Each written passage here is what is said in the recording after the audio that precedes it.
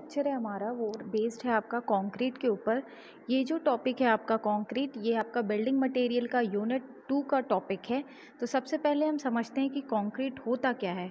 तो बेसिकली आपका कंक्रीट क्या होता है, ये एक कंस्ट्रक्शन मटेरियल होता है जो कि आपका एक प्रकार का मिक्सचर होता है cement, fine aggregate, coarse aggregate and water का। इन चारों इंग्रेडिएंट को जब हम पर्टिकुलर रेशियो में लेते हैं तो क्या होता है, जो हमको प्रोडक्ट मिलता है मटेरियल का, उसको ही हम क्या कहते हैं, कंक्रीट कहते हैं। ये बोलता है बेसिकली कंक्रीट बनाने के लिए हम पोर्टलैंड सीमेंट का क्या करते हैं, यूज़ करते हैं। ज़्यादातर आपका अलग अलग प्रकार के सीमेंट्स अवेलेबल होते हैं मार्केट में, उनका भी यूज़ करके हम क्या करते हैं, कंक्रीट का मैन्युफैक्चर कर सकते हैं। आगे बोलता है कि जो कंक्रीट टेक्नोलॉजी होता है वो डील करता है और उसमें स्टडी करते हैं हम वेरियस प्रॉपर्टीज़ ऑफ कंक्रीट के बारे में और उसके एप्लीकेशंस के बारे में। आगे बोलता है कि in a building construction concrete is use for the construction of foundations, columns, beams, slabs and other load bearing elements. आपका जो कंक्रीट है उसका हम बिल्डिंग कंस्ट्रक्शन में कहाँ कहाँ पे इस्तेमाल करते हैं, तो ये बोलता है कि हम फाउंडेशन बनाने के लिए, कॉलम्स बनाने के लिए, बीम्स बनाने के लिए, स्लैब बनाने के लिए, जो भी स्ट्रक्चर में हमारा लोड ज़्यादा आ रहा है, उन स्ट्रक्चर की कास्टिंग के लिए हम क्या यूज़ करते हैं, कंक्रीट का यूज़ करते हैं। आगे बोलता है there are different types of binding material is used other than cement, such as lime for lime concrete, bitumen for asphalt concrete, which is used for road construction। ये बोलता है कि केवल हम सीमेंट को ही नहीं यूज़ करते कंक्रीट बनाने के लिए, हम अदर इंग्रेडिएंट्स को भी यूज़ करते हैं, सच एज आपका लाइम से हम बनाते हैं लाइम कंक्रीट। नेक्स्ट है आपका बिटुमिन है, बिटुमिन से हम बनाते हैं एसफाल्ट कंक्रीट, जो कि आपके रोड कंस्ट्रक्शन के लिए यूज़फुल है। आगे बोलता है concrete can be casted in any shape since it is a plastic material in fresh state. ये बोलता है कि कंक्रीट को हम कोई भी सांचे में ढाल सकते हैं। वो हम इसलिए कर पाते हैं क्योंकि वो आपका क्या रहता है, प्लास्टिक स्टेट में रहता है और फ्रेश रहता है, मतलब अभी वो आपका सेट होना स्टार्ट नहीं हुआ है। तो बिफोर आपका हम बोलते हैं कि सीमेंट की इनिशियल सेटिंग टाइम 30 मिनट्स होती है। तो इन बिटवीन ये जो टाइम ड्यूरेशन है, आप कोई भी शेप में क्या कर सकते हो, कंक्रीट को मोल्ड कर सकते हो। अब आगे ये बोलता है कि various shapes and sizes of forms और form works are use to provide different shapes such as rectangular, circular etcetera. ये बोलता है कि क्योंकि आप इनको कोई एक पर्टिकुलर शेप पे ढाल रहे हो, तो इसके लिए आप क्या यूज़ करते हो, फोम वर्क का यूज़ करते हो। फोम वर्क का मतलब ये है, देखना जब हम स्लैब की छत की ढलाई के लिए लकड़ी का जो सपोर्ट लगाते हैं, तो वो जो सपोर्ट हम दे रहे हैं हमारे रेनफोर्समेंट बार को और कंक्रीट को रेस्ट होने के लिए, तो जो नीचे से आप लगाते हैं, आप बांस का यूज़ करते हैं, आप देखिएगा आजकल प्लाईवुड यूज़ होता है। तो ये क्या है, कास्टिंग के लिए जो हम मटेरियल यूज़ करते हैं सपोर्ट देने के लिए, उसे ही हम क्या कहते हैं, फोम वर्क कहते हैं। तो ये फोम वर्क की हेल्प से आप डिफरेंट शेप्स में क्या कर सकते हैं, कंक्रीट को ढाल सकते हैं, जैसे कि रेक्टेंगुलर हो गया, सर्कुलर हो गया, एक्सेट्रा, जो भी आपका कंस्ट्रक्शन एरिया का नीड होगा। आगे ये जो आपको दिख रहा है, इसे ही हम क्या कहते हैं, कंक्रीट। ऑलमोस्ट सभी स्टूडेंट्स ने इन्हें कंस्ट्रक्शन साइड में देखा ही होगा। आगे ये बोलता है कि आपका जो कंक्रीट में फाइन एग्रीगेट है, कोर्स एग्रीगेट है, सीमेंट है, तो उसमें ये बोलता है कि जो उसमें कोर्स एग्रीगेट प्रेजेंट होता है वो कम से कम आपका 70 से 75% स्ट्रेंथ को बढ़ाने में मदद करता है उस कंक्रीट स्ट्रक्चर का। आप डिफरेंट टाइप्स में भी कंक्रीट को क्लासिफाई कर सकते हैं। ये केवल मैं आपको एक्सप्लेन कर रही हूँ, आपके नॉलेज के लिए मालूम होना चाहिए करके, कि आपका जो क्लासिफिकेशन होता है कंक्रीट का, बहुत सारे डिफरेंट टाइप्स में उनको क्लासिफाई किया जाता है। जैसे कि आपका classification based on material, classification based on proportion कि किस रेशियो में प्रेजेंट है। नेक्स्ट होता है आपका क्लासिफिकेशन बेस्ड ऑन कास्टिंग के ऊपर होता है। नेक्स्ट है आपका classification based on bulk density. तो अगर आप इनको डिटेल में पढ़ेंगे तो मान के चलिए मैं आपको बोल रही हूँ classification of concrete based on material, तो ये क्या क्या होते हैं आपके, lime concrete, gypsum concrete, cement concrete, mud concrete. Next है आपका क्लासिफिकेशन बेस्ड ऑन आपका प्रपोर्शन। तो इसमें होता है आपका M5, M10, M15, M20, M25, ये आपका जाता है M80 तक जाता है। तो ये बोलता है कि इनका क्या होता है, आपका एक पर्टिकुलर फिक्स्ड रेशियो होता है, उसी मात्रा में हम सीमेंट, सैंड और एग्रीगेट को आपस में क्या करते हैं, मिलाते हैं। अब मान के चलो आपका, ये मान के चलो ये M मैं बोल रही हूँ, M आपका 5, तो M5 का रेशियो क्या होता है, 1:5:10, जिसमें 1 आपका सीमेंट होता है, 5 आपका सैंड होता है और 10 आपका कोर्स एग्रीगेट होता है। तो इसका मतलब ये है कि यदि आप M5 का कंक्रीट बना रहे हो तो उसमें 1 बकेट सीमेंट लोगे, 5 बकेट सैंड लोगे और 10 बकेट आप क्या लोगे, कोर्स एग्रीगेट लोगे। तो ये आपका M5 ग्रेड का क्या बन जाएगा, कंक्रीट हो जाएगा। नेक्स्ट है आपका क्लासिफिकेशन बेस्ड ऑन आपका कास्टिंग। तो ये 2 प्रकार के होते हैं, एक होता है कास्ट इन सीटू और दूसरा होता है प्री कास्ट। तो कास्ट इन सीटू का मतलब जब आप सिचुएशन जहाँ पे आपका कंस्ट्रक्शन का काम है वहीं पे आप कंक्रीट को मैन्युफैक्चर करते हो, तो उसे हम क्या कहते हैं, कास्ट इन सीटू कहते हैं। और दूसरा होता है आपका प्री कास्ट। प्री कास्ट में आप क्या करते हैं, पहले से स्ट्रक्चर्स को कंक्रीट का बना के रखते हैं और वो पहले से बने बनाए स्ट्रक्चर को आप केवल साइड में ले जाके आपस में ज्वाइन कर देते हैं। नेक्स्ट है आपका classification of concrete on bulk density. तो ये 4 प्रकार के होते हैं, extra light weight concrete, light concrete, medium concrete, high concrete. तो इनका एक रेंज होता है कि भाई बल्क डेंसिटी की क्या वैल्यू होगी। एक्स्ट्रा लाइट कंक्रीट वो कंक्रीट होते हैं जिनकी डेंसिटी की जो वैल्यू होती है बल्क डेंसिटी की, वो आपकी लेस देन 500 kg पर मीटर क्यूब की होती है।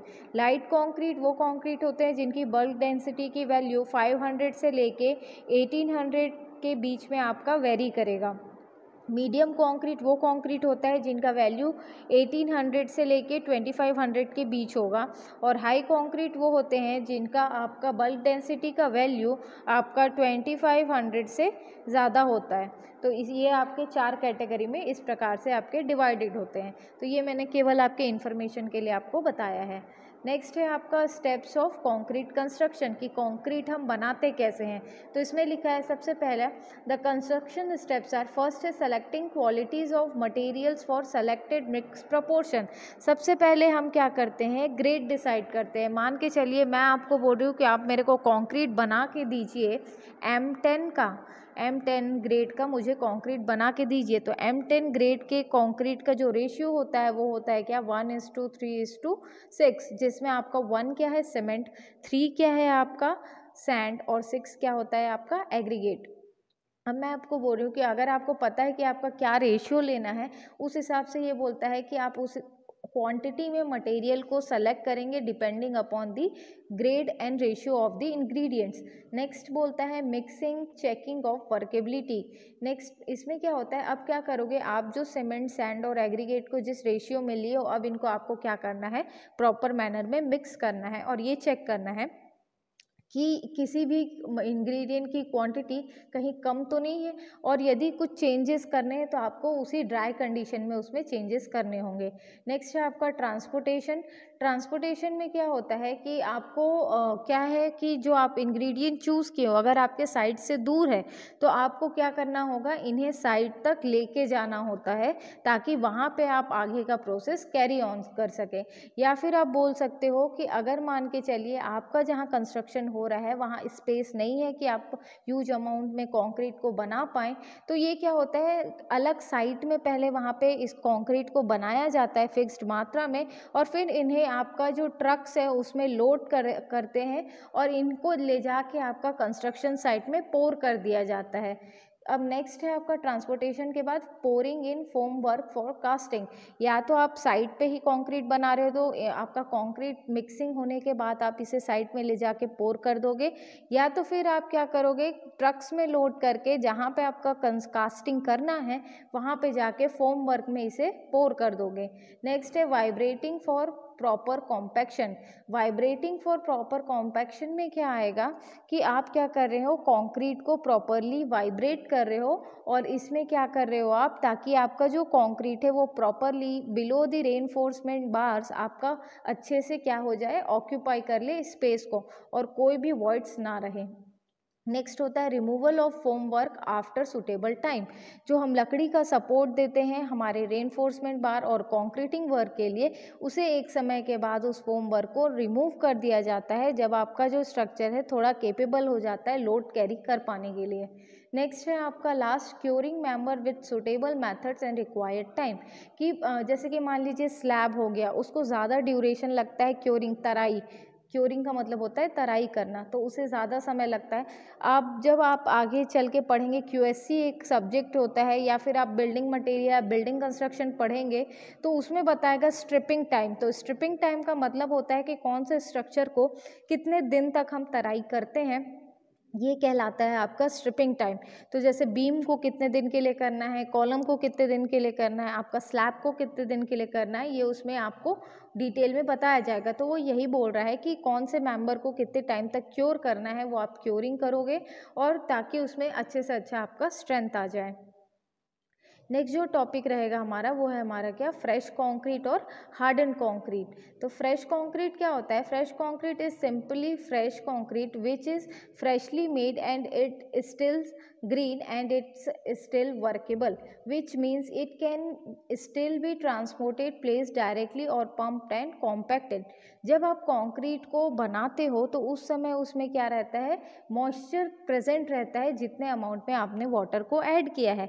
तो ये जो मॉइस्चर है क्या करता है, आपको ईज़िली आप क्या कर सकते हो, कंक्रीट को किसी भी शेप में ढाल सकते हो, कोई भी शेप में मोल्ड कर सकते हो। एक पर्टिकुलर डिज़ायर्ड उसका जो आपको जिस वे में कास्टिंग करनी है वो आप कर सकते हो, क्योंकि अभी उसमें वो स्टिल ग्रीन है। स्टिल ग्रीन का मतलब ये होता है कि अभी भी उसमें सफिशिएंट अमाउंट में मॉइस्चर प्रेजेंट है कि आप इसलिए कोई भी ढांचे में ढाल ले रहे हो तो उसमें कोई भी अभी आपका क्या हो रहा है, आपका जो भी मटेरियल है वो सेट होना स्टार्ट नहीं हुआ है। तो ये आप क्या कहोगे, फ्रेश कंक्रीट। सेकंड होता है आपका हार्डन्ड कंक्रीट। हार्डन्ड कंक्रीट का मतलब ये होता है, hardened concrete is one which is already set, during which time concrete has reached its final setting time and hence lost all properties of fresh concrete explained above। ये बोलता है कि hardened concrete वो concrete होता है जो अपना पूरा फ्रेशनेस, या बोल सकते हो अब ये hardened स्टेज में पहुँच, मतलब ठोस हो गया है आपका पदार्थ। अब आप इसे कोई भी सांचे में ढालेंगे तो आप इसे कोई भी शेप नहीं दे सकते, क्योंकि इसमें का जो नमी है वो क्या हो गया है, इवेपोरेट हो गया और इसमें आपका स्ट्रेंथ आने लगा है। तो आप इजीली इसे कोई भी शेप में नहीं ढाल सकते क्योंकि अब ये हार्डेंड स्टेज में पहुंच गया है। ये बॉटम पे दो इमेज है, एक फ्रेश कंक्रीट का और एक हार्डेंड कंक्रीट का, जो आपको दोनों का डिफरेंस बताएगा। तो ये होता है आपका fresh and hardened concrete. Next जो टॉपिक है हमारा वो है क्या, प्रॉपर्टीज़ ऑफ हार्डन कंक्रीट की। हार्डन कंक्रीट की कौन कौन सी प्रॉपर्टीज़ होती हैं। सबसे फर्स्ट बोल रहा है आपका क्या, स्ट्रेंथ ऑफ कंक्रीट। सेकंड है श्रिंकेज। थर्ड है आपका कंक्रीट क्रिप। फोर्थ है आपका modulus of elasticity. Next fifth है आपका rate of strength gain of concrete. और लास्ट है आपका क्या, वाटर टाइटनेस या फिर इम्परमेबिलिटी। तो स्ट्रेंथ ऑफ कंक्रीट या फिर स्ट्रेंथ गेन ऑफ कंक्रीट, ये आपका दोनों जो टॉपिक है वो ऑलमोस्ट सिमिलर होता है, बस डिफरेंट ये है कि आपके कंक्रीट में कौन कौन से फैक्टर्स हैं जो स्ट्रेंथ के लिए रिस्पॉन्सिबल होते हैं, और रेट ऑफ स्ट्रेंथ गेन का मतलब ये है कि आपका जो स्ट्रेंथ बढ़ रही है कंक्रीट में वो किस रेट से क्या हो रहा है, आपका इंक्रीज होता है या डिक्रीज होता है। तो सबसे पहले हम देखते हैं स्ट्रेंथ ऑफ कंक्रीट। तो स्ट्रेंथ ऑफ कंक्रीट जो है आपका 3 फैक्टर्स के ऊपर डिपेंड होता है। फर्स्ट है आपका पेस्ट स्ट्रेंथ, सेकंड है आपका इंटरफेशियल बॉन्डिंग, नेक्स्ट है आपका एग्रीगेट स्ट्रेंथ। तो ये जो 3 फैक्टर्स होते हैं ये आपके क्या होते हैं, rate of gain of strength के लिए रिस्पॉन्सिबल होते हैं, या फिर स्ट्रेंथ ऑफ हार्डन या फिर कंक्रीट के लिए रिस्पॉन्सिबल होते हैं। तो सबसे पहला जो है आपका पेस्ट स्ट्रेंथ, ये बोलता है कि जो डिस्क्रीट इंग्रेडिएंट्स को आपस में जोड़ने के लिए जिस इंग्रेडिएंट की हमें आवश्यकता होती है वो रहता है हमारा क्या, आपका सीमेंट और वाटर। ये क्या करता है, एक पेस्ट बनाता है, और ये पेस्ट क्या करता है, डिस्क्रीट इंग्रेडिएंट्स को आपस में जोड़े रखने के लिए हम क्या करते हैं, इसे इस्तेमाल करते हैं। तो ये बोलता है कि अगर प्रॉपर आपका पेस्ट जो है अच्छे से बाइंड रहेगा सारे इंग्रेडिएंट्स के साथ, तो वो स्ट्रेंथ की वैल्यू को क्या कर देता है, आपका बढ़ा देता है। अगर ठीक से आपका मिक्सिंग नहीं होगा और जो सीमेंट पेस्ट रिक्वायर्ड है वो उतना मात्रा में नहीं प्रेजेंट होगा, तो आपकी जो स्ट्रेंथ की वैल्यू है वो होगी डिक्रीज़ हो जाएगी। नेक्स्ट है आपका इंटरफेशियल बॉन्डिंग। इंटरफेशियल बॉन्डिंग में क्या होता है, ये एक बहुत इंपॉर्टेंट फैक्टर होता है जिसे हम रिगार्डिंग स्ट्रेंथ कंसिडर करते हैं। जो एग्रीगेट्स के बीच में या फिर फाइन एंड कोर्स एग्रीगेट्स के बीच में जो बॉन्ड फॉर्मेशन होता है उसे ही आप क्या कहते हो, इंटरफेशियल बॉन्डिंग। ये बोलता है, मान के चलिए आपने ऐसा एग्रीगेट चूज़ कर लिया जिसमें बहुत सारे इम्प्यूरिटीज़ प्रेजेंट है, तो ये क्या करेगा, एक दूसरे से उतना अच्छा बॉन्ड नहीं फॉर्म कर पाएगा जितना आपका फ्रेश एंड गुड क्वालिटी का एग्रीगेट बॉन्ड फॉर्मेशन करेगा। तो ये बोलता है यदि प्रॉपरली आपका जो बॉन्ड है वो अच्छे से फॉर्म हुआ है तो आपकी स्ट्रेंथ की वैल्यू क्या है, बढ़ जाएगी। नेक्स्ट है आपका एग्रीगेट स्ट्रेंथ। एग्रीगेट स्ट्रेंथ आपका मेनली रिस्पॉन्सिबल होता है कंक्रीट में स्ट्रेंथ, मतलब आप बोल सकते हो कि एग्रीगेट जो है, जो मेन स्ट्रेंथ आती है आपकी कंक्रीट में, उसके लिए आपका एग्रीगेट ही रिस्पॉन्सिबल होता है। जैसे कि हमारे बॉडी में हमारे बोन्स जो होते हैं वो हमारे बॉडी को क्या करते हैं, स्ट्रेंथ प्रोवाइड करते हैं। सिमिलर मैनर में जो कंक्रीट होता है उसमें जो एग्रीगेट्स प्रेजेंट होते हैं वो भी पूरे कंक्रीट मिक्सचर में क्या करते हैं, आपके स्ट्रेंथ को प्रोवाइड करते हैं और रिस्पॉन्सिबल होते हैं आपके स्ट्रेंथ को बढ़ाने के लिए। जनरली रफ और एंगुलर शेप के जो एग्रीगेट्स होते हैं वो आपको ज़्यादा बेटर बॉन्डिंग और ज़्यादा अच्छा स्ट्रेंथ प्रोवाइड करने में हेल्प करते हैं। नेक्स्ट जो टॉपिक है वो है आपका क्या, सेकेंड जो पॉइंट है वो है क्रिप इन कंक्रीट। क्रिप का मतलब होता है कि जो डिफॉर्मेशन होगा उसे ही आप क्या कहते हो, क्रिप कहते हो। अब ये डिफॉर्मेशन कैसे हो रहा है और क्यों हो रहा है, तो आपके स्ट्रक्चर में जो डिफॉर्मेशन होता है सस्टेन लोड के कारण, long term pressure and stress के कारण आपका क्या हो जाता है, स्ट्रक्चर में डिफॉर्मेशन आता है। ये जो डिफॉर्मेशन हो रहा है इसे ही हम क्या कहते हैं, क्रिप कहते हैं। अब यहाँ पे एक वर्ड आया है सस्टेन्ड लोड। सस्टेन लोड का मतलब ये होता है कि वो उस स्ट्रक्चर के थ्रू आउट लाइफ स्पान जो उसमें जो प्रेशर या फिर लोड की वैल्यू आएगी ही आएगी through out the life span, ये कांस्टेंट प्रेशर और लोड के कारण जो स्ट्रक्चर में आपके क्या हो रहे हैं, डिफॉर्मेशन हो रहे हैं, उन्हें ही आप क्या कहते हो, आप क्रिप कहते हो। तो ये बोला जाता है कि जब भी हम कोई भी स्ट्रक्चर को डिज़ाइन करते हैं तो हम हमेशा क्रिप की वैल्यू को क्या करते हैं, कंसिडर करते हैं डिज़ाइन करने के टाइम पे। नेक्स्ट है आपका जो पॉइंट वो है क्या, श्रिंकेज।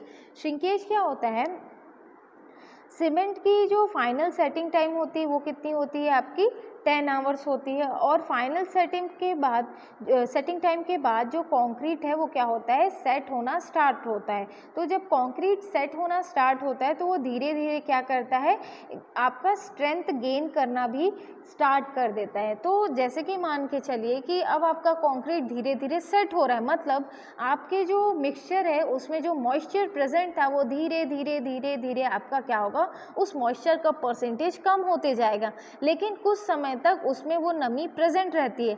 नेक्स्ट जब भी हम कोई चीज़ स्ट्रक्चर कास्टिंग करते हैं उसके थोड़े समय बाद आप देखिएगा हम उसकी तराई करना स्टार्ट कर देते हैं, क्योरिंग करना। ये हम इसलिए करते हैं ताकि जितना उस स्ट्रक्चर को वाटर एब्जॉर्ब करना है स्ट्रेंथ को बढ़ाने के लिए, तो वो शुरुआत के 25 से 30 दिन में ही वो आपका जो स्ट्रेंथ है वो गेन कर ले। इसलिए हम क्या करते हैं, कंटिन्यूसली क्योरिंग करते हैं ताकि वो स्ट्रेंथ को गेन करे। अब मान के चलिए किसी कारणवश जितना अमाउंट में मॉइस्चर उसमें प्रेजेंट होना चाहिए था स्ट्रेंथ की वैल्यू को कंक्रीट के बढ़ाने के लिए, ये जो ट्रैप्ड मॉइस्चर रहता है वो किसी कारणवश क्या हो गया है, आपका इवेपोरेट हो गया है या रिलीज हो गया है। तो अब क्या होगा, आपका जो स्ट्रक्चर है उसमें श्रिंकेज मतलब सिकुड़ना स्टार्ट होगा। तो आप देखोगे कि आपके स्ट्रक्चर में आपको क्या दिखेगा, क्रैक्स दिखाई देंगे। तो ये जो क्रैक्स हैं ये आपका क्या कहलाता है, श्रिंकेज क्रैक्स कहलाते हैं। तो ये होता है आपका क्या, श्रिंकेज। अगर आपके स्ट्रक्चर में बहुत ज़्यादा श्रिंकेज होगा तो मतलब आपका जो स्ट्रक्चर है उसकी स्ट्रेंथ की वैल्यू कम हो जाएगी, क्योंकि बहुत सारे क्रैक्स होने के कारण आपका स्ट्रक्चर अब क्या होगा, लोड लेने के केपेबल नहीं होगा। नेक्स्ट है आपका क्या, modulus of elasticity. Modulus of elasticity को हम कैपिटल ई से डिनोट करते हैं। ये बोलता है कि आपका जो मॉडुलस ऑफ इलास्टिसिटी होता है, ये क्या होता है, टेंडेंसी होता है किसी भी आपके ऑब्जेक्ट का डिफॉर्मेशन होने का आपके अलोंग अ फिक्स एक्सिस, और इसी फिक्स एक्सिस में आपका एक्ट करेगा क्या, ऑपोजिंग फोर्स। तो ये क्या होता है आपका, इसी को आप क्या कहते हो, आप modulus of elasticity. Modulus of elasticity को आप ये ऐसे भी डिफाइन कर सकते हो कि मॉडुलस ऑफ इलास्टिसिटी आपका क्या होता है, it is a ratio between tensile stress upon tensile strain. Tensile stress और टेंसाइल स्ट्रेन के बीच का जो रेशियो होता है उसे ही हम क्या कहते हैं, मॉडुलस ऑफ इलास्टिसिटी कहते हैं। आपका स्ट्रेस क्या होता है, आपका फोर्स अपॉन एरिया, एक पर्टिकुलर एरिया में कितना फोर्स आपका एक्ट कर रहा है, तो वो आपका क्या कहलाता है, स्ट्रेस। और स्ट्रेन क्या होता है, change in length upon original length, ये होता है आपका क्या, स्ट्रेन होता है। तो इसे ही आप क्या कहते हो, मॉडुलस ऑफ इलास्टिसिटी कहते हो। ये बोलता है कि मॉडुलस ऑफ इलास्टिसिटी ऑफ जो कंक्रीट होता है वो फंक्शन होता है आपका modulus of elasticity of aggregate का और सीमेंट के, एंड उसके बीच के जो प्रपोर्शंस होते हैं इंग्रेडिएंट के, उनका ये क्या होता है आपका modulus of elasticity of concrete, उनका फंक्शन होता है। आगे ये बोलता है कि मॉडुलस ऑफ इलास्टिसिटी ई की जो वैल्यू होती है वो कांस्टेंट होती है जब आपका स्ट्रेस का वैल्यू कम होता है, और अगर आपका मान के चलो स्ट्रेस का वैल्यू आपका डिक्रीज होता है तो क्या होता है, आपका जो मॉडुलस ऑफ इलास्टिसिटी है वो क्या रहेगा, आपका कांस्टेंट रहेगा। और आप ये भी बोल सकते हो कि मॉडुलस ऑफ इलास्टिसिटी का जो क्या बोलते हैं, आपका हायर स्ट्रेस का वैल्यू होता है, तो ये बोलता है कि उसमें क्रैक जो डेवलप्स होते हैं वो ज़्यादा आपके डेवलप होंगे जब आपकी स्ट्रेस की वैल्यू हाई रहेगी। आगे आपको बोलता है कि मॉडुलस ऑफ इलास्टिसिटी, आप बॉटम पे देखना, यहाँ पे आपको रेंज दिया है कि जो हार्डन कंक्रीट के लिए जो पेस्ट का जो ऑर्डर होता है, जो पेस्ट में हमको क्या बोलते हैं, मॉडुलस ऑफ इलास्टिसिटी की जो वैल्यू होती है वो आपकी होती है 10 से लेके 30 गीगा पास्कल के बीच में। एग्रीगेट का जो रेंज होता है वो होता है 45 से लेके 85 गीगा पास्कल के बीच में। और जो आपका कंक्रीट होता है, हार्ड एंड कंक्रीट, उसका वैल्यू रहता है 30 से लेके 50 गीगा पास्कल के बीच में। तो ये होता है आपका क्या, modulus of elasticity of concrete. Next है आपका क्या, वाटर टाइटनेस। वाटर टाइटनेस क्या होता है, ये एबिलिटी होती है कंक्रीट की जो कि वाटर को होल्ड करके भी रख सकती है और आपका पेनिट्रेट करने से भी रोक सकती है। मतलब वाटर टाइटनेस का मतलब आप बोल रहे हो कि मान के चलो मैंने एक स्ट्रक्चर कास्ट किया है और मैं ये स्ट्रक्चर इसलिए कास्ट करी हूँ कि वाटर इसमें पेनिट्रेट ना कर सके, तो ये भी आपका वाटर टाइटनेस कहलाएगा। या फिर आप बोल दो कि मैं आपका एक स्ट्रक्चर बनाई हूँ जिसमें मैंने वाटर को क्या किया है, अंदर पे स्टोर करके रखा है और मैं चाह रही हूँ कि वो आगे आपका रिलीज़ ना हो, तो ये आपका क्या कहलाएगा, वाटर टाइटनेस कहलाता है। ये बोलता है concrete, even when most carefully prepared from materials of highest grade, is never of itself completely waterproofed। ये बोलता है कि भले ही आप हाई क्वालिटी का मटेरियल को यूज़ कर रहे हो, लेकिन कोई भी आप कंक्रीट का स्ट्रक्चर आप कास्ट करते हो तो वो कभी भी आपका completely waterproof नहीं होता। हम ऐसा कास्टिंग करते हैं या हम उसमें और एक्स्ट्रा आपके एडमिक्सचर्स को ऐड करते हैं ताकि आपका जो स्ट्रक्चर है वो कंप्लीटली वाटरप्रूफ बन सके। तो ये भी आपका क्या करता है, एक प्रकार का प्रॉपर्टीज़ होता है कंक्रीट का। लास्ट जो है वो है आपका क्या, rate of strength gain of concrete. ये बोलता है बदलाव को जो सहन कर सकता है उसे ही हम क्या कहते हैं, स्ट्रेंथ कहते हैं। मतलब जो चेंजेस हो रहे हैं स्ट्रक्चर में और आपका जो स्ट्रक्चर है उन चेंजेस को जब बियर कर लेता है तो उसे ही हम क्या कहते हैं, स्ट्रेंथ कहते हैं। कि या फिर आप बोल सकते हो we can say strength to resist changes को जो रेजिस्ट कर सकता है उसे ही हम क्या कहते हैं, ये आपका स्ट्रेंथ कहते हैं। आगे बोलता है कि कंक्रीट सबसे कि सबसे वैल्यूएबल प्रॉपर्टी होती है आपकी क्या, स्ट्रेंथ, जो कि एक बहुत इम्पॉर्टेंट पैरामीटर होता है आपके ओवरऑल क्वालिटी ऑफ कंक्रीट को रिप्रेजेंट करता है आपका क्या, स्ट्रेंथ। अब आपका जो स्ट्रेंथ होता है वो डायरेक्टली रिलेटेड होता है किससे, आपके सीमेंट पेस्ट से। आपका अगर सीमेंट पेस्ट अच्छे से आपने यूज़ किया है, जितनी मात्रा में चाहिए या रेशियो में चाहिए, वो क्या करेगा, आपका स्ट्रेंथ की वैल्यू को इंक्रीज़ करने या डिक्रीज़ करने में रिस्पॉन्सिबल होता है। तो ये होता है आपका क्या, rate of gain of strength. तो आई होप आपको ये जो भी टॉपिक कॉन्क्रीट है, आपका fresh concrete, harden concrete, properties of harden concrete, आपको ये टॉपिक यहाँ से क्लियर हो जाएगा। Thank you.